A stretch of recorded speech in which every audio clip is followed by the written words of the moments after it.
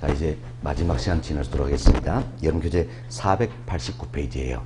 489페이지 한 3절 부동산 가격의 재원칙이다. 하는데 이 부분 설명해 주도록 하겠습니다. 먼저 칠판 보시기 바랍니다.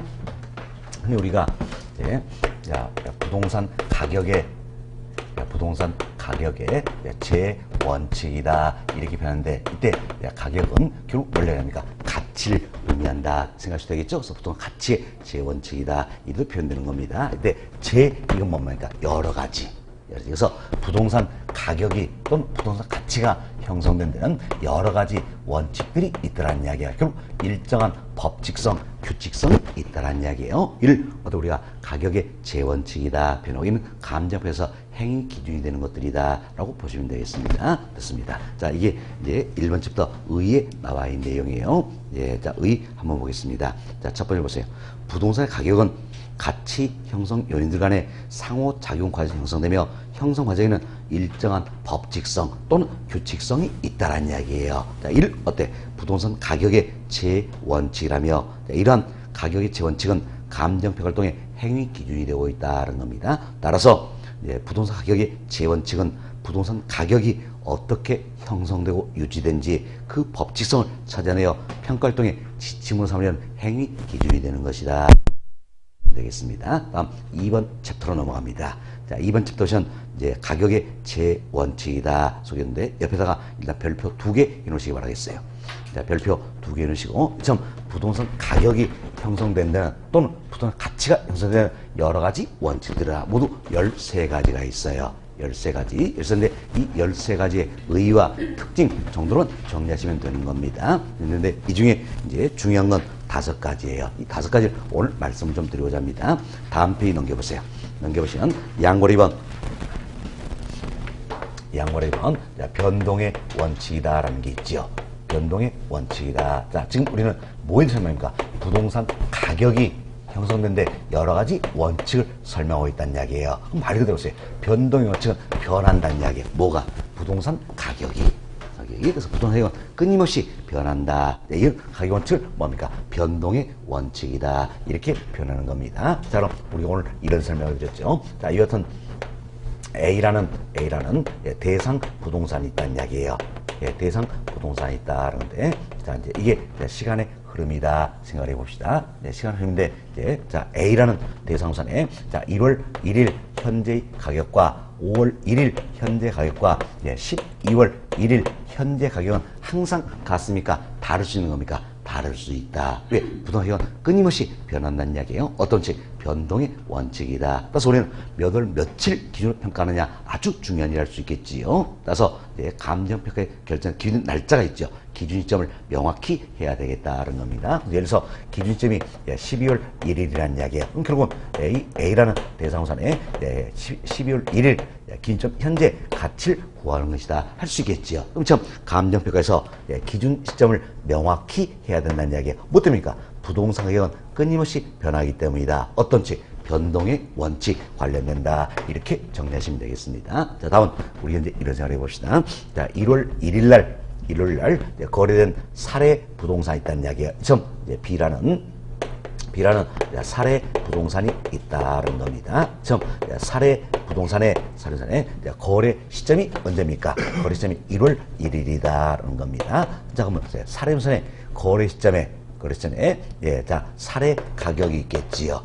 사례 가격이 있는데, 이게 이제 30억에 거래가 되었다라는 이야기예요. 그럼 사례 가격이 얼마입니까? 30억이 되겠지요. 점 사례 부동산의 거래 시점에 사례 가격 30억 1토대로 해서 대상부산의 기준 현재 가치를 구해볼 수가 있다는 이야기예요. 이렇게 생각하시면 돼요. 그럼 이때 보세요. 거래 시점과 기준 시점이 불일치하잖아요. 그럼 거래 시점과 기준이 불일치하다는 이야기야. 불일치한데 이 기간 동안 가격 변동이 없다면 아무런 문제 안 되겠지요. 그러나 이 기간 동안 가격 변동이 있다면 거래 시점의 가격을 기존의 가격으로 이렇게 정상화 시켜줄 필요가 있다는 이야기예요. 거래 시점의 가격을 기존의 가격으로 정상화 시켜주는 이 작업을 우리가 뭘 할 것인가? 시점을 맞춰준다 해서 시점 시점 수정이다. 이렇게 표현하는 겁니다. 시점 수정이다라는 이야기. 그럼 무엇 때문에 시점 수정이 필요할 것인가? 무엇 때문입니까? 부동산 가격이 변하기 때문이라는 이야기예요. 만약에 이 기간 동안 가격 변동이 없다면, 자, 이 기간 동안 가격 변동이 없다면 굳이 시점 수정 할 필요 있어요, 없어요? 없잖아요. 그러나 이 기간 동안 가격 변동이 있다면 어때? 반드시 시점 수정을 해줘야 된다는 겁니다. 결국 자, 감정평가에서 기준 시점을 명확히 해야 된다는 이야기예요. 또한 시점 수정의 이론적인 근거가 되어 있다. 다 뭐 됩니까? 부동산 가격이 끊임없이 변하기 때문에 어떤 칙? 변동의 원칙 관련된다. 이렇게 이해하시면 되는 겁니다. 됐습니다. 자, 여러분 교재 봅시다. 양월 2번 첫 번째 보세요. 부동산 가격도 일반적과 마찬가지로 가치 형성의 변화에 따라 상호 인과관계의 변동이 형성된다는 겁니다. 이처럼 부동산 가격은 끊임없이 변한다는 이야기예요. 이걸 뭐랍니까? 변동의 원칙이란다. 동물의 1번 부동산의 자연성인 영속성과 인문적성인 용도의 다양성, 위치의 가변성 등을 성립 근거로 한다는 겁니다. 자, 이건 먼저 우리가 생각합시다. 영속성은 자연적 특성이잖아요. 그죠? 다음, 용도의 다양성, 위치의 가변성. 이들은 어디 합니까? 인문적 특성에 해당이 된다는 겁니다. 먼저 영속성, 오래 쓸 수 있다는 이야기예요. 참 오래 쓰기 때문에 가격이 변할 수 있어요, 없어요? 있지요. 다음, 용도가 다양하다는 이야기예요. 그럼 어떤 용도 쓰느냐? 예를 들어서 가격은 어때? 변할 수가 있다는 겁니다. 또 상대적 위치는 변할 수 있어요, 없어요? 있죠.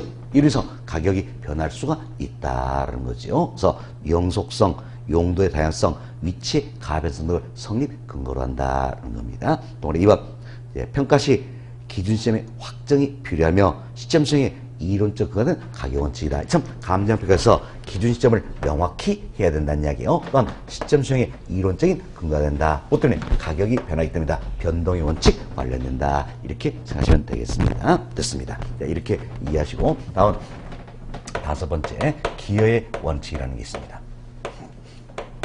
기여의 원칙이다. 이건 우리가 생각합시다. 기여의 원칙이라선 부동산의 가격은요. 가격은 생산비의 합이 아니란 이야기예요. 생산비의 합이 아니라 각 구성소의 기여도의 합이다라는 겁니다. 이처럼 각 구성소의 기여도의 합이기 때문에 기여도가 높은 사용 방법을 선택할 필요가 있어요, 없어요? 있다. 이렇게 생각하시면 되겠습니다. 그럼 우리가 이런 예를 한번 들어봅시다. 자, 여기 보세요. 자, 이 같은 건물이 있습니다. 자, 이 건물이 있다는 이야기예요. 건물이 50억입니다. 50억짜리 이 건물에 1억 들여서 엘리베이터를 설치한다는 이야기예요. 그럼 이 건물의 가격은 반드시 51억이다. 할 수 있어요, 없어요? 없잖아요. 자, 반드시 51억이 나면 50억에 1억을 더한값이 되겠죠? 생산비 합이 된다는 이야기예요. 그러나 경우에 따라서는 어때? 51억보다도 더 높게 평가할 수 있지만 51억보다 더 낮게 평가할 수 있잖아요. 있죠? 뭐 때문입니까? 바로 기여도의 합이기 때문이라는 이야기예요. 그럼 자, 잘 보세요. 엘리베이터가 건물의 기한 정도가 크다면 51억보다 더 높게 평가된다 할 수 있겠지요. 그러면 엘리베이터는 뭡니까? 부분이 되겠지요. 부분. 다음 건물은 뭡니까? 전체가 되는 것이다. 그래서 부분이 전체 기한 정도가 크다면 50억보다 더 높게 평가된다는 이야기예요. 그럼 이때는 엘리베이터 설치합니까? 안 합니까? 하겠지요. 다음 이제 51억에도 미치 못한다는 이야기는 결국 엘리베이터가 건물의 기한 정도가 적기 때문이다 할 수 있겠죠. 부분이 전체 기한 정도가 적기 때문이다. 이때는 엘리베이터 설치합니까? 안 합니까? 안 한다. 그 이야기예요. 안 한다. 따라서 우리가 이제 기여원칙 1 통해서 엘리베이터를 설치할지 말지 의사결정을 내려볼 수가 있더라는 겁니다. 결국 추가 투자의 적부 여부를 판단할 수 있는 가격 원칙이 되는 것이다. 이렇게 보시면 되겠습니다. 이때 적부 이 표현이에요. 적부가 뭡니까? 할지 말지. 그래서 추가로 투자를 어때? 할지 말지 여부를 판단할 수 있는 하나의 가격 원칙이 되는 게 바로 뭡니까? 기여의 원칙이 된다는 겁니다. 결국 부분이 전체 기한 정도가 크다면 추가 투자하겠지요. 그러나 부분이 전체 기한 정도가 작다면 어때? 추가 투자 합니까? 안 합니까? 안 한다. 이렇게 생각하시면 되겠습니다. 그래서 여튼 추가 투자의 적부 여부를 판단할 수 있는 가격 원칙 중 하나가 바로 뭡니까? 기여의 원칙이 되는 것이다. 이렇게 생각하시면 되겠어요. 자, 그럼 우리가 또 이런 예를 한번 들어봅시다. 내가 이와 같은 하나의 필지를 가지고 있다는 이야기야. 한 필지를 가지고 있습니다. 가지고 있는데 인근에 조그만 필지가 있다는 이야기야. 그럼 이 조그만 필지를 매입해서 이처럼 합필을 할지 말지. 합필은 뭡니까? 필지를 합한다는 이야기야. 합필을 할지 말지 의사결정을 내려보자는 이야기예요. 근데 내가 가지고 있는 이 필지가 10억입니다. 10억인데 인근에 이 필지에다 1억 주고 매입을 해야 된다는 이야기예요. 이때 필지 매입해서 합의했을 때 정확히 11억이 된다면 이럴 때 생산비 합의되겠지요. 그렇지만 경우에 따라서는 11억보다 높게 평가될 수도 있지만 11억보다 낮게 평가될 수도 있다는 이야기예요. 뭐 때문입니까? 부동산 가격은 생산비 합이 아니라 기여도의 합의이기 때문이지요. 따라서 11억보다 높게 평가된다면 결국 이 부분이 전체 기여율보다 크기 때문이지요. 이땐 매입에서 합의를 하겠죠? 다음 11억에도 이치문단 굳이 매입에서 합의할 필요 있어야 없어요? 없다라는 이야기예요. 추가투자의 적부를 만날수록 만들어준다라는 얘기입니다. 다음 또 우리가 이런 예를 한번 들어봅시다. 내가 이 건물을 하나 가지고 있어요. 건물을 가지고 있는데 이게 법적으로 한 층을 더 이렇게 올릴 수가 있다는 이야기예요. 그럼 이때도 부분이 전체 기여율이 어떻냐 여기 따라서 한 층을 올릴지 말지 의사결정 내려볼 수 있어요 없어요? 있죠. 이 관련된 게 바로 뭡니까? 기여의 원칙이다. 이렇게 생각하시면 되겠습니다. 그래서 지문으로 이렇게도 이해되시지만 이 사례를 통해서 이해가 되셔야 되는 겁니다. 우리 시험 이렇게 나올 수가 있다는 이야기예요. 나올 수 있는데 아직까지 출제되지 않은 사례가 되겠습니다. 나올 수 있겠죠. 50억 원짜리 건물에 1억 들여서 엘리베이터를 설치했다는 이야기예요. 설치해 건물의 가치는 정확히 51억이 되는 게 아니라 그 이상도 이하도 될 수가 있다는 이야기예요. 이 설명서는 가격 원칙은 무엇입니까? 이렇게 물어봅니다. 그럼 뭐라고 답하면 되겠어요? 기여의 원칙이다 할 수 있겠지요. 뭐 때문입니까? 바로 부분이 전체 기한 정도가 다르기 때문이다. 이렇게 생각하시면 되겠습니다. 됐습니다. 자, 이제 여러분 교재 보겠습니다. 교재 보세요. 양을 5번 첫 번째 봅시다. 부동산 가격은 생산협이 아니라 그랬지요. 아니다. 각 구성수의 기여에 따라 영향을 받는 가격 원칙을 뭐라 한다? 기여의 원칙이란다. 결국 기여의 원칙, 예를 들면 부동산의 가격은 생산비합이 아니라 뭡니까? 각 구성수의 기여도에 합의되는 것이다. 이렇게 생각하시면 되겠습니다. 자, 동그라 1번.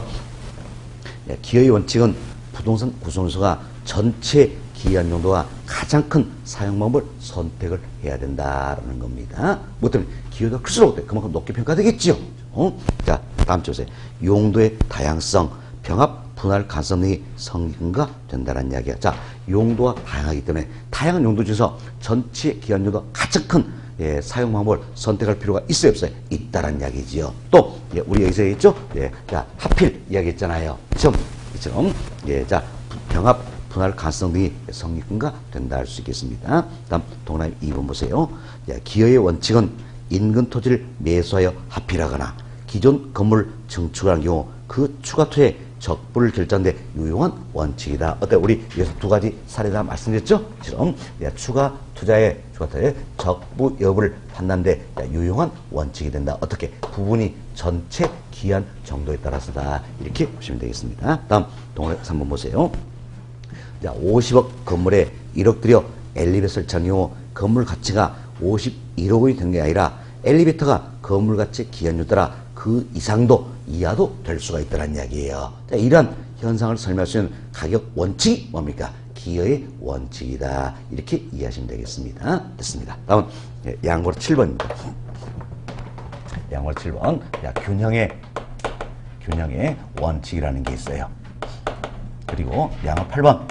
적합의 원칙이다. 이 두 가지는 반드시 비교되셔야 될 그와 같은 부분입니다. 자, 먼저 우리가 이를 해봅시다. 자, 이와 같은 감정평가의 대상이 되는 부동산이 있다는 이야기예요.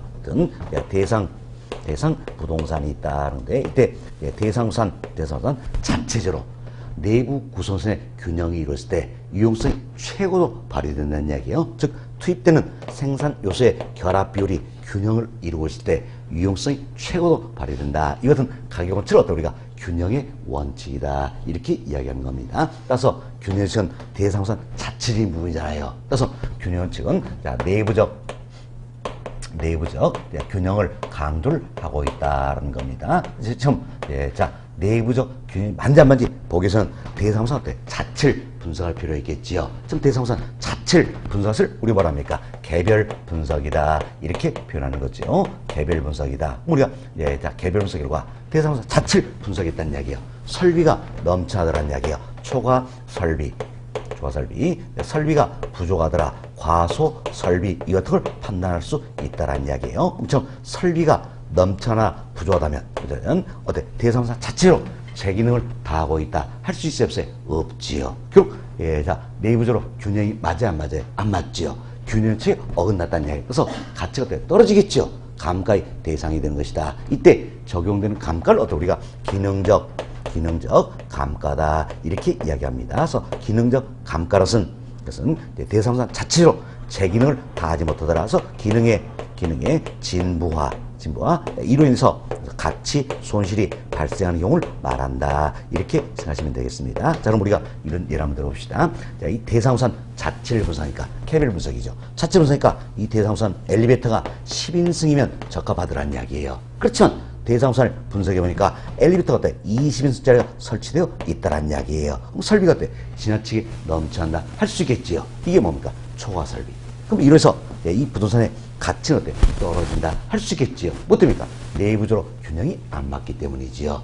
균체에 어긋났다 할 수 있겠죠. 그래서 감가의 대상이 된다. 이처럼 제 기능을 다 줬는데서 이때 적용된 뭡니까? 기능적 감가다 이렇게 생각하시면 되겠습니다. 다음 자, 이 대상우산은 엘리베이터 10인승이면 적합하다는 이야기. 그렇지만 분석을 해보니까 2인승짜리가 설치가 되어 있더라는 이야기예요. 어때? 지나치게 설비가 부족하다 할 수 있겠지요. 이게 과소 설비예요. 그럼 이래서 이 부동산 가치는 당연히 떨어지겠지요. 그렇죠? 뭡니까? 내부적으로 균형이 안 맞기 때문이다. 균형치에 어긋났다는 이야기예요. 그래서 가치가 떨어진다. 기능적 감가의 대상이 되는 것이다. 이렇게 생각하시면 되겠습니다. 자, 처음 설비가 넘쳐나 부족한 경우 설명드렸죠. 다음 또 이제 설비에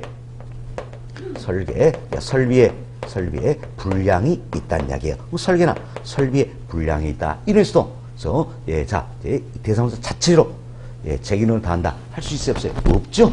그래서 내부적 균형이 안 맞는다는 이야기예요. 그럼 이제 가치 손실이죠. 감가의 대상이다. 적용된 기능적 감가다라는 겁니다. 다음 또 이제 대상우산의 형식이 지나치게 어때? 구식화됐다는 이야기예요. 그럼 형식이 지나치게 구식화됨으로써 그래서 내부로 균형이 맞아야 맞아? 안 맞죠?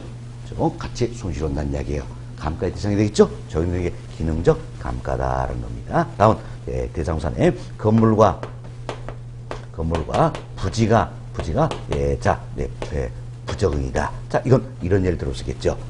어때? 이처럼 부지는 넓다는 이야기. 부지 넓은데 건물의 건축 면적이 지나치게 협소하다는 이야기예요. 또 건물과 부지가 어울립니까? 어울리지 않습니까? 어울리지 않는다는 이야기예요. 그럼 어때? 부동산 자체로 균형이 맞다 할 수 있어요, 없어요? 없죠? 내부적으로 균형이 맞지 않는다는 이야기예요. 그럼 가치 손실이 오겠죠. 감가의 대상이 되는 것이다. 이도 어때? 대상 자체로 적용을 다하지 못한다 할 수 있겠죠. 그래서 기능의 진부와 기능적 감가의 대상이 되는 것이다. 이렇게 생각하시면 되겠습니다. 처음 우리 여러 가지 예를 말씀드렸어요. 자, 설비가 넘쳐나나 부족한 경우, 설비에 불량이 있는 경우, 형식의 구식화, 건물과 부지 부적응이다 등등이 어때? 대상은 자체적으로 균형이 안 맞는 거지요. 뭐죠? 대상 자체로 제 기능을 다하지 못한다는 이야기예요. 그래서 가치 손실이 오는 경우다. 이게 이제 기능적 감가 요인들이 되겠고, 일단 기능적 감가의 결국 이론적인 근거가 된 건 뭡니까? 균형의 원칙이다. 왜? 대상은 자체로 내부적으로 균형이 안 맞기 때문이지요. 그래서 이제 균형의 원칙, 자, 이와 관련된 것이다. 이렇게 생각하시면 되겠습니다. 자, 다음 여기서요. 이 같은 대상우산은 주변 환경에 어울렸을 때, 적합했을 때 유용성이 어때? 최고도 발휘된다는 이야기예요. 이와 같은 가격 원칙을 적합의 원칙이다. 이렇게 이야기합니다. 결국 주택은 주거지역에, 상점은 상업지역에, 공장은 공업지에 입지했을 때 유용성이 최고도로 발휘된다는 이야기예요. 이와 같은 가격 원칙을 뭐랍니까? 적합의 원칙이다. 따라서 적합의 원칙은 이제 외부적 균형을 강조한다 할 수 있겠죠. 그래서 외부 환경과의 관계다라고 보시면 되겠습니다. 그럼 자, 이처럼 외부로 균형이 맞냐 안 맞는지 이를 보기 위해서는 대상우산 자체를 분석해야 됩니까? 속해 있는 지역을 분석해야 됩니까? 지역을 분석해야 된다. 그래서 이는 지역 분석과 관련이 된다 할 수 있겠죠. 지역 분석 결과 외부적으로 균형이 안 맞더란 이야기예요. 척하 원칙에 어긋났죠. 그럼 가치의 손실이 오겠죠. 감가의 대상이 된다는 겁니다. 이때 적용되는 게 뭡니까? 경제적 감가다라는 겁니다. 참 경제 감가는 대상사 하등에 관련했습니다. 외부 요인과 맞지 않아서 가치에 손실이 발생하는 경우다. 이렇게 생각하시면 되겠습니다. 자, 이래서 저희들이 이제 균형의 원칙, 적합 원칙 설명을 다 드렸어요. 이분은 용어부터 잘 정리하고 양자 반드시 비교할 수 있어야 되는 겁니다. 여기 보세요. 이제 대상선 자체적으로 내부 구성에서의 균형이 이뤘을 때, 즉 투입되는 생산 요소의 결합비율이 적절한 균형을 이뤘을 때 유용성이 최고도로 발휘된다. 이것은 가격 원칙을 뭐랍니까? 균형의 원칙이란다. 다음 대상사는 주변 환경에 어울렸을 때, 적합했을 때 유용성이 최고도로 발휘된다는 이야기예요. 이것은 가격 원칙을 뭐랍니까? 적합의 원칙이란다는 겁니다. 자, 다음 우리가 이제 이 같은 균형의 원칙, 적합의 원칙 이 두 가지를 비교를 해보자는 이야기예요. 이 둘 중에 내부적 균형을 강조한 뭡니까? 균형의 원칙. 다음 외부적 균형을 강조한 뭡니까? 적합의 원칙이다 할 수 있겠지요. 다음 개별 분석 관련된 건 균형의 원칙, 지역 분석 관련된 건 적합의 원칙이죠. 기능적 감가의 이론적 근거된 건 뭡니까? 균형의 원칙. 다음 경제적 감가의 이론적 근거된 건 뭡니까? 적합의 원칙이다. 이래서 반드시 비교가 되셔야 된다는 겁니다. 자, 이제 교재 보겠습니다. 양으로 7번 491페이지예요. 7번 첫 번째로 봅시다. 자, 부동산이 최대 가치를 구현하기 위해서는 투입되는 생산적 결합비율이 적절한 균형을 이루고 있어야 된다. 이것은 가격 원칙을 뭘 합니까? 균형의 원칙이란다. 박스 보세요. 균형의 원칙은 내부적 균형을 강조하는 거지요. 개별 분석 관련된다. 기능적 감가에 근거된다. 하시면 되겠습니다. 다음 동그라미 1번. 자, 균형의 원칙은 부동산의 초과 설비와 과소 설비 판정하는데 적용된 가격 원칙으로, 자, 이처럼 초과 설비, 과소 설비 1 판정하는데 적용된 가격 원칙이 바로 뭡니까? 균형의 원칙이다 할 수 있겠지요. 자, 두 번째 그 보세요. 설계의 분량, 형식의 구조화 등 기능적 근가의 이론적 근거가 된다. 자, 우리 여기서 했죠. 자, 설비의 분량이다. 형식의 구조가다. 모두가 어때? 기능적 감가 요인들이 되겠지요. 따라서 이것은 기능적 감가의 이론적 근거가 된 가격 원칙이 바로 뭡니까? 균형의 원칙이다. 이렇게 생각하시면 되겠습니다. 다음 동그라미 2번 보세요. 균형의 원칙은 부지와 건물 등 구성 요소 간의 정상태를 분수하는데 적용되는 가격 원칙이다. 우리 여기서 말씀드린 거예요. 건물과 부지의 부적응이다. 그런 겁니다. 자, 이를 판단할 수 있는 가격 원칙이 뭡니까? 균형의 원칙이다. 이렇게 생각하시면 되겠죠. 다음, 동그라미 3번입니다. 3번. 자, 주택의 크기에 비해 부엌이 너무 작은 경우라는 이야기예요. 또는 다용도실이 너무 큰 경우, 또는 욕실이 너무 협소한 경우 등은 대상수산이 최고의 가치를 구했는데 저해 요소가 된다는 이야기예요. 자, 이러한 현상을 설명하신 가격 원칙이 뭘 것인가? 자, 보세요. 주택 크기에 비해 부엌이 너무 작다. 그럼 주택 자체적인 거잖아요. 내부적으로 균형이 맞아요, 안 맞아요? 안 맞죠. 어떤 원칙? 균형의 원칙이다. 이렇게 생각하시면 되겠습니다. 다음 동그라미 4번 봅시다. 공인사 갑은 아파트 매수리자에게 110제곱미터 아파트에 대해 다음과 같이 설명하였다. 이 아파트는 1984년에 사용 승인된 아파트로 최근에 건축된 유산 아파트에서 화장실이 하나 적다는 이야기예요. 또한 냉난방비가 많이 든다. 그래서 시야에서 떨어져 낮은 가격으로 거래되고 있다는 이야기야. 자, 이러한 현상을 설명할 수 있는 가격 원칙이 무엇일 것인가? 이게 문제가 되겠지요. 자, 그래서 이제 우리 동물 3번 말씀드렸잖아요. 동물 3번은 아직까지 출제되지 않은 사례예요. 그럼 동물 4번은 이미 우리 시험에 출제된 사례가 되겠습니다. 자, 잘 보세요. 시장에서 선호가 떨어져 낮은 가격으로 거래되고 있다. 뭐 때문입니까? 가치가 떨어졌기 때문이지요. 뭐 때문에 가치가 떨어졌습니까? 이제 사용 수명이 너무 오래됐다는 이야기예요. 그렇죠? 그래서 화장실이 하나 적다. 냉난방비가 많이 든다. 형식이 어때? 지나치게 구시가 됐다는 이야기예요. 그렇죠? 지금 형식이 지나치게 구시가다 보니까 대상수산 자체로 제 기능을 다하지 못하더라. 이래서 가치 손실이 발생한다는 이야기야. 자, 기능적 감가에 해당이 되겠죠? 따라서 이는 어떤 원칙? 균형의 원칙과 관련된다. 이렇게 또 내부적 균형이 안 맞잖아요. 균형의 원칙과 관련된다. 이렇게 생각하시면 되겠습니다. 다음 양으로 8번입니다. 첫 번째 보세요. 부동산 유용성이 최고도로 발휘되기 위해서는 그 부동산에 속한 지역의 환경에 적합하여야 한다. 이것은 가격 원칙을 뭐랍니까? 적합의 원칙이란다. 다음 페이지 보세요. 박스입니다. 적합 원칙은 외부적 균형을 강조하는 거지요. 자, 지역 분석과 관련되죠. 경제 평가의 이론적인 근거가 되는 것이다. 이렇게 이해하시면 되겠어요. 그래서 동그라 1번. 적합 원칙은 부동산 유용성이 최고도로 발휘되기 위해서는 부동산 둘러싼 외부 환경과의 균형이 중요하다는 가격 원칙이다. 그래서 외부적 균형을 강조하고 있다. 외부 환경과의 관계다라는 겁니다. 동그라 2번 중간쯤 보세요. 경제적 평가의 이론적인 근거가 되고 있다. 알 수 있겠지요. 다음 동그라 3번. 자, 주변 지역과 어울리지 않게 과대 계량된 부동산은 비용이 투자만큼 가치가 높게 형성된 게 아니라 오히려 시장에서 결정된 순까지 하락한 것이 보통이다. 라는 겁니다. 그럼 이러한 현상을 설명할 수 있는 가격 원칙 뭘 것인가? 뭐입니까? 자, 주변 지역과 어울리지 않는 이야기예요. 그럼 이는 외부적 균형이 안 만날 수 있겠죠. 그래서 외부에 인한 가치 손실이다. 라는 겁니다. 자, 경제 평가의 대상이 되겠죠? 어떤 원칙? 적합의 원칙이다. 이렇게 생각하시면 되겠습니다. 다음 동으로 4번입니다.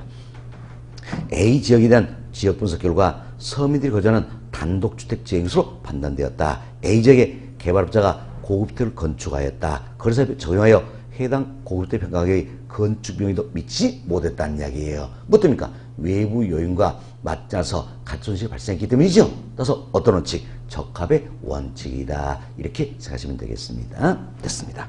자, 역시 마찬가지예요. 동그라미 4번. 이분은 우리 시험에 이미 출제된 사례가 되어 있고, 동그라미 3번은 아직까지는 출제되지 않았어요. 이런 사례들이 출제될 수 있을 것이다. 그래서 넣어드린 내용이 되겠습니다. 자, 이렇게 해서 저희 좀 균형의 원칙, 적합 원칙 말씀드렸어요. 여튼 이 두 가지는 반드시 비교가 되셔야 된다 그랬습니다.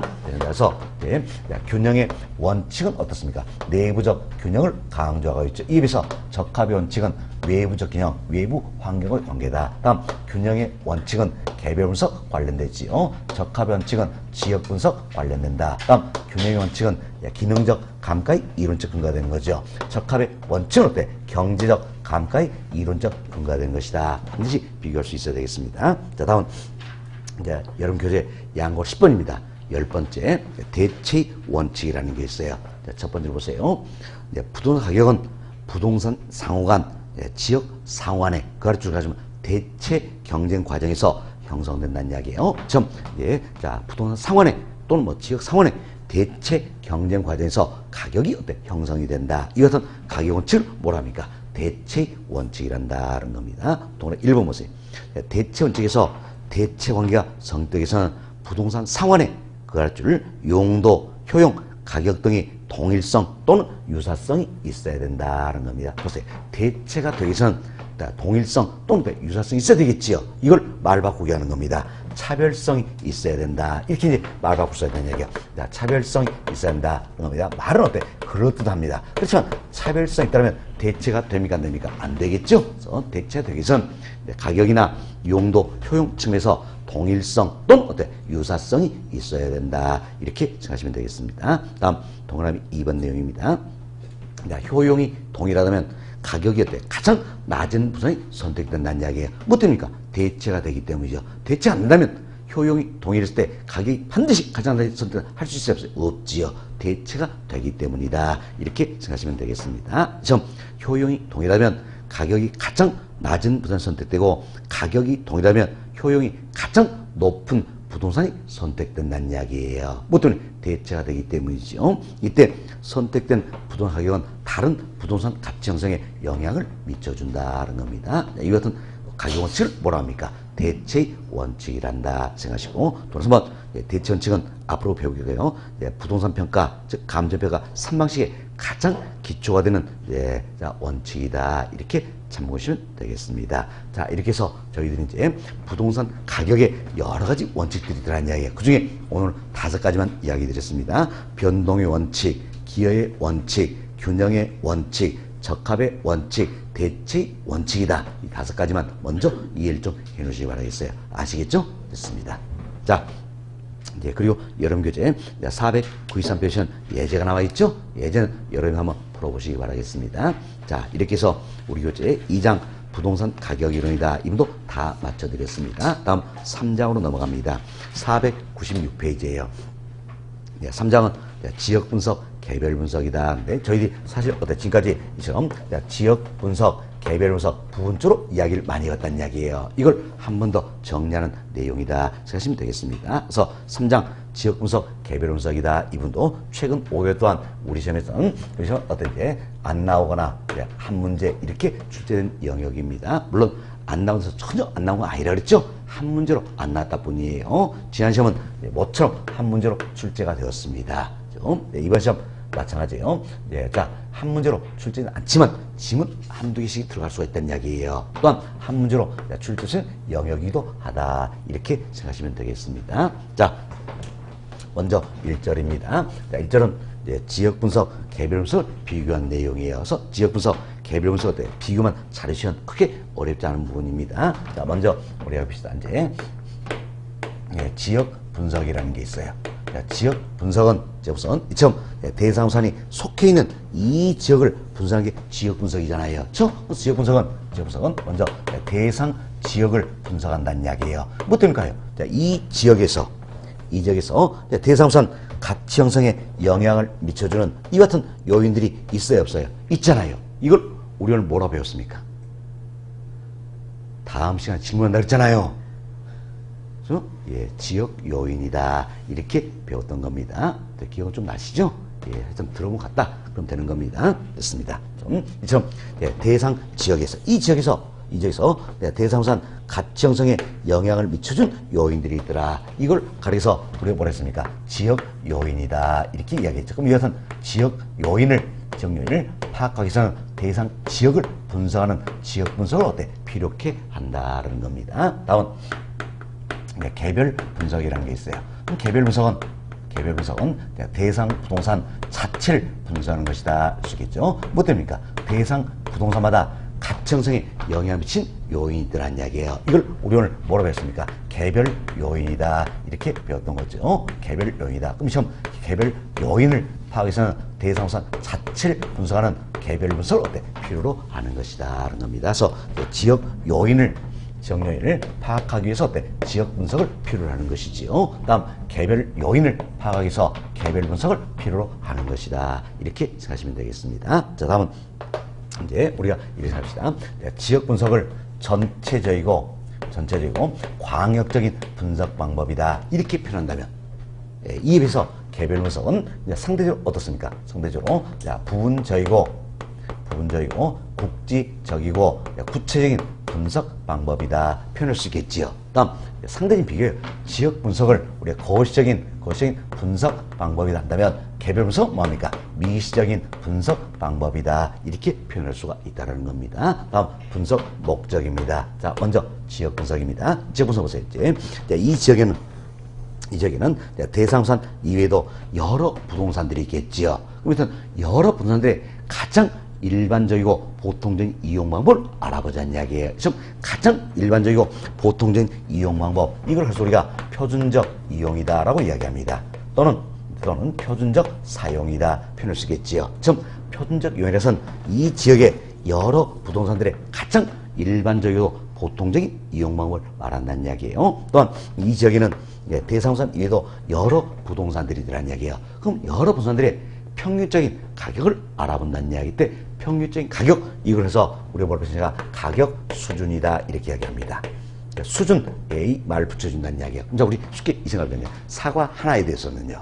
가격이다 표현합니까? 가격 수준이다 표현합니까? 가격. 그렇지만 사과, 배, 감, 귤, 바나나 여러 채화를 모아가지고 평균적인 가격에 있든 뭐라고 표현합니까? 물가 수준이다. 수준 이 말 붙여준다는 이야기예요. 부동산 마찬가지예요. 하나에 대해서는 부동산의 가격이다 표현했지만 여러 부동산의 평균적 가격은 뭡니까? 가격 수준. 이렇게 표현하는 겁니다. 가격 수준이다. 그리고 여기서 이처럼 대상 지역이죠. 대상 지역의 표준적 이용을 확인하고 가격 수준을 판정하는 작업이 뭐가 되는 겁니까? 지역 분석이 되는 것이다. 이렇게 생각하시면 되겠습니다. 지역 분석. 그리고 지역 분석의 결과로서 이 지역의 표준적 이용 파악할 수 있겠지요. 가격수를 파악할 수가 있다는 겁니다. 자, 다음 개별 분석입니다. 개별 분석은 대상부산 자체를 분석하죠. 그럼 대상부산은 가장 좋은 용도로 활용이 돼야 되겠죠. 그래서 대상부산의 최유효 이용을 확인을 하고, 대상부산의 구체적인 가격을 판정하는 작업이 바로 뭡니까? 개별 분석이 되는 것이다. 그래서 분석 목적도 용어 하나하나 조심하셔야 됩니다. 다시 보세요. 이처럼 대상 지역입니다. 대상 지역의 표준적 이용을 확인하고 가격 수준을 판정하는 작업이 뭐가 된 겁니까? 지역 분석이다 할 수 있겠죠. 다음 대상 부동산입니다. 그럼 대상 부동산의 최유효 이용을 확인을 하고 구체적인 가격을 판단하는 작업이 뭡니까? 개별 분석이다. 그래서 용어 하나하나 조셔야 한다. 우리 시험은 이렇게 한번 출제되는 겁니다.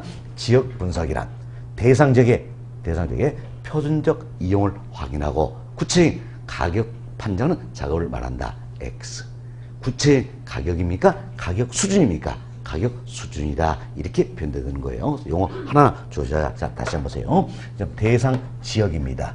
대상 지역의 표준적 이용을 확인하고 가격 수준을 판단한 작업이 뭐가 됩니까? 지역 분석이다. 다음 대상 부동산이죠. 대상 부동산의 최유효율을 확인하고 구체적인 가격을 판단한 작업이 뭡니까? 개별 분석이 되는 것이다. 이렇게 생각하시면 되겠습니다. 자, 다음 분석 절차예요. 뭘 먼저 할 것인가? 뭘 먼저 합니까? 지역 분석을 먼저 한다는 이야기예요. 지역 분석을 먼저 하고 이를 토대로 해서 그래서 개별 분석을 행하게 되는 것이다. 사실 여기 보세요. 지금 대상 부동산이 최유효 이용이 되기 위해서는 이 지역의 표준적 이용의 범위 내에 있어야 한다는 이야기예요. 표준적인 범위를 벗어버리면 최유효이다 할 수 있어요, 없어요? 없다라는 이야기. 물론 예외는 있겠죠. 그러나 일반적으로 표준적 이용의 범위 내에 있어야 한다는 이야기예요. 그럼 먼저 뭘 알아야 됩니까? 표준적 이용을 먼저 알아야 되겠죠? 이래서는 뭘 먼저 합니까? 지역 분석을 먼저 한다. 참 지역 분석을 먼저 하고 지역 분석 결과에 토대로 해서 개별 분석이 이루어지는 것이다. 그래서 잘 기억하세요. 선 지역 분석, 후 개별 분석이다. 이렇게 보시면 되겠습니다. 다음 네 번째 관련된 토지 특성을 한번 살펴보자는 이야기요. 무엇 때문에 지역 분석이 필요하신가? 이 토지는 움직이지 않는다. 움직였기 때문에 이 지역으로부터 영향을 받을 수 있겠죠? 부동성. 이 토지는 또 다른 토지와 인접이 되어 있다는 그럼 인접된 토지로부터 영향을 받을 수가 있다라는 겁니다. 그럼 지금 인접된 토지를 분석하고 또 이 지역을 분석하죠? 지역 분석이다. 그래서 지역 분석을 이렇게 하는 건 대표로 부동성 그리고 인접성 이와 같은 특성을 들어볼 수 있다는 이야기예요. 다음 토지는 모두가 다 다르다는 이야기예요. 모두 다 다르니까 토지마다 분석할 필요가 있겠지요.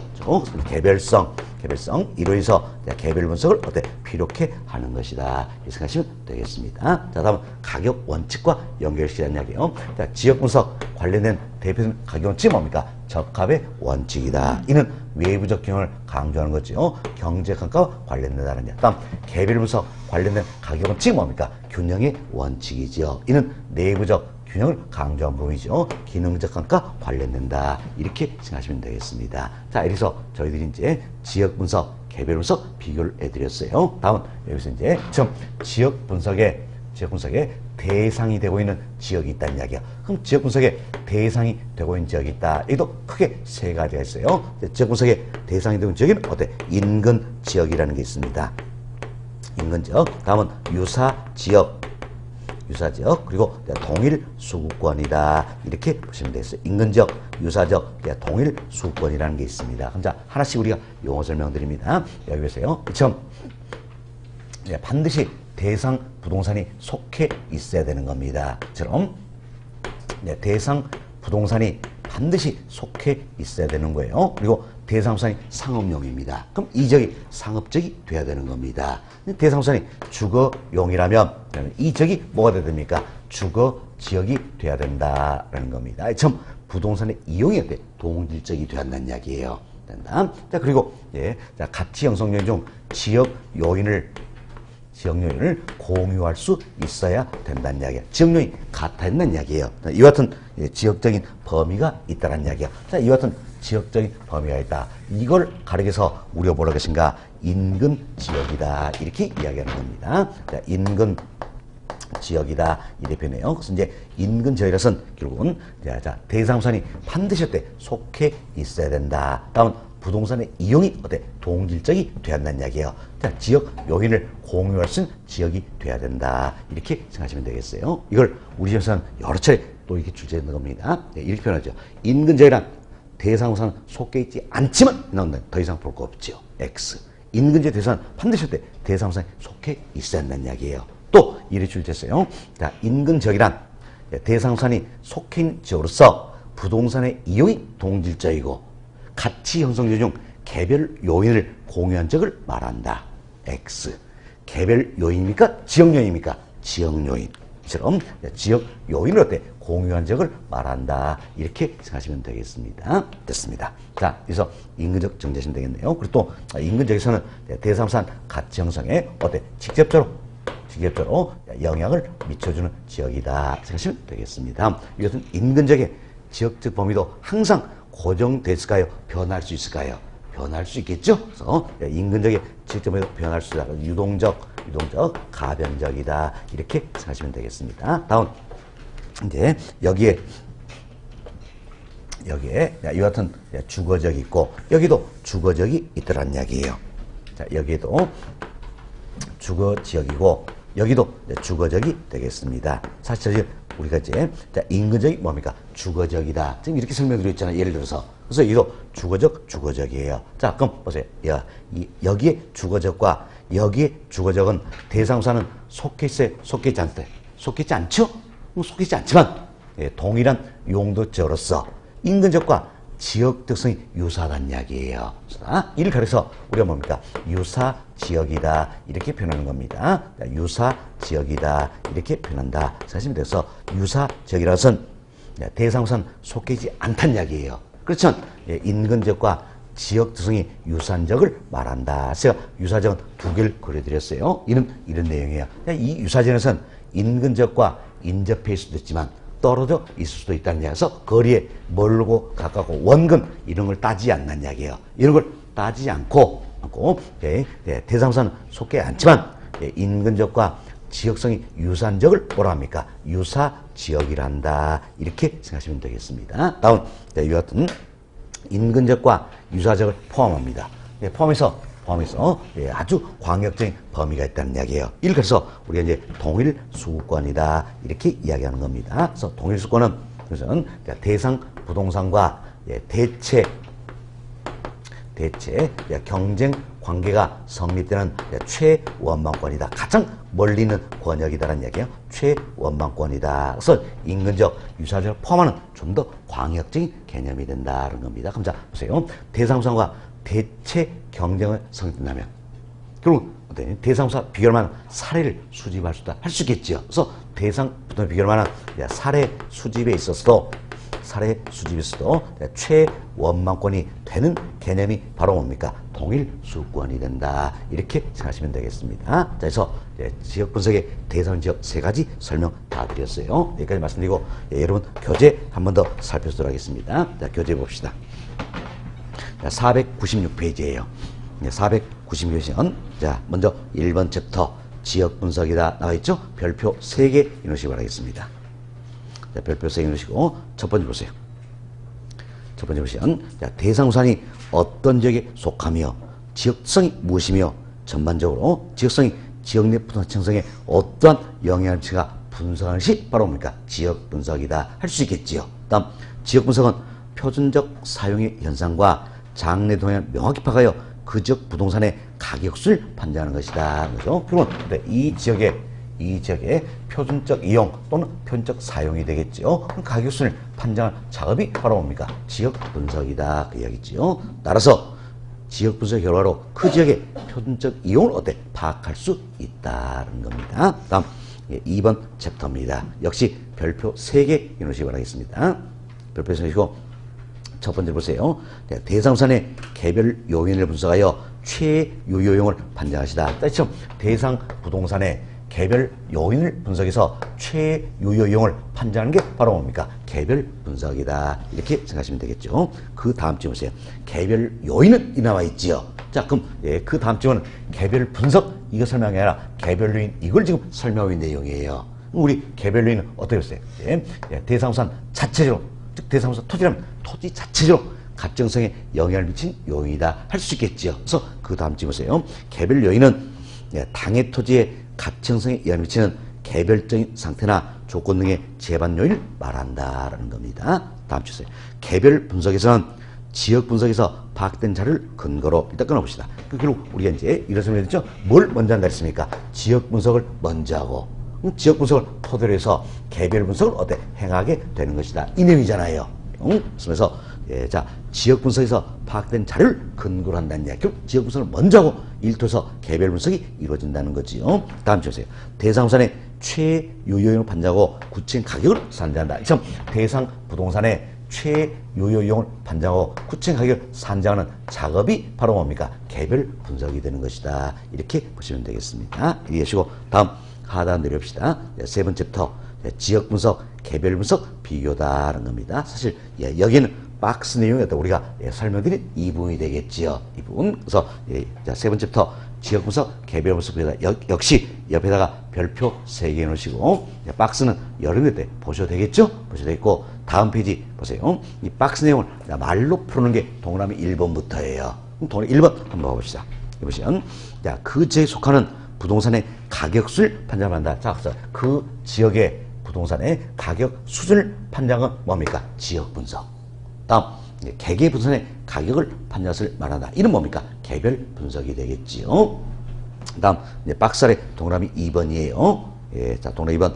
일반적으로 지역 분석을 먼저 하고 지역 분석 결과에 기초하여 개별 분석을 한다. 뭘 먼저 한다 했어요? 지역 분석. 그리고 결과를 통해서 개별 분석을 한다라는 거지요. 동그라미 3번. 부동산의 감정평가 구할 때는 먼저 지역 분석을 통하여 인근 지역의 가격 수준을 파악하고 그 가격 수준 중에 있는 개개의 부동산의 가격을 판단한다. 결국 뭘 먼저 하는 겁니까? 지역 분석을 먼저 한다는 얘기죠. 그래서 이 지역의 가격 수준을 먼저 판정을 하고 일토결해서 대상부산의 구체적인 가격을 어때? 판정을 하게 되는 것이다. 결국 지역 분석을 먼저 하고 개별 분석한다. 그 내용이지요. 다음 동그라미 4번 보세요. 지역 분석은 적합의 원칙, 개별 분석 뭡니까? 균형의 원칙과 관련이 있다라는 거죠. 동그라미 5번.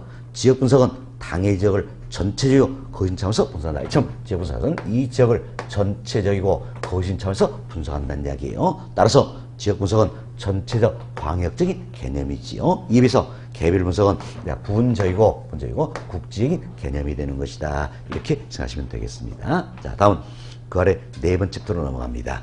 네 번째 챕터 시간 지역 분석의 대상 지역이다. 옆에다가 별표 4개 해놓으시기 바라겠어요. 자, 별표 4개 놓으시고 먼저 양월 1번 첫 번째 봅시다. 감정평가의 대상이 된 부동산이 있다는 이야기예요. 그렇죠? 감정평가의 대상이 된 부동산을 지금까지 우리가 뭐라고 표현했던 겁니까? 대상 부동산이다. 이렇게 표현했죠? 그렇죠? 대상산이 속한 지역으로서 부동산 이용이 동질적이고 가치 형성률 중 지역 요인을 공유한 지역을 뭐라 합니까? 인근 지역이란다는 겁니다. 동그라미 1번. 자, 인근 지역은 대상 속해 있고 그 지역성이 대상에서 가치 형성에 어떻게 직접적으로 영향을 미치는 지역이다라는 거죠. 동그라미 4번. 자, 인근 지역의 사회적, 경제적, 행정 유치는 고정적이 아니라 유동적이죠. 변할 수다. 따라서 인근적 범위도 고정적, 경쟁이 아니라 유동적이고 가변적이다. 그래서 우리가 인근적인 범위도 변할 수도 있죠. 유동적, 가변적이 되는 것이다. 이렇게 생각하시면 되겠습니다. 다음 페이지로 넘어갑니다. 양월 2번. 첫 번째로 보세요. 대상부산이 속하지 아니한 지역으로서 인근적과 유사한 특성을 갖는 지역을 뭐라 합니까? 유사지역이란다는 거죠. 동그라미 1번. 유사지역은 그 지역성이 용도적 기준점에서 인근지역과 유사지역, 그래서 인근지역과 가격면에서 대체호야 선택된 지역을 말한다는 거죠. 동그라미 2번. 자, 인근지역과 동시선의 유사지역은 지리적으로 인접할 필요는 없다라는 이야기예요. 이 점 어때?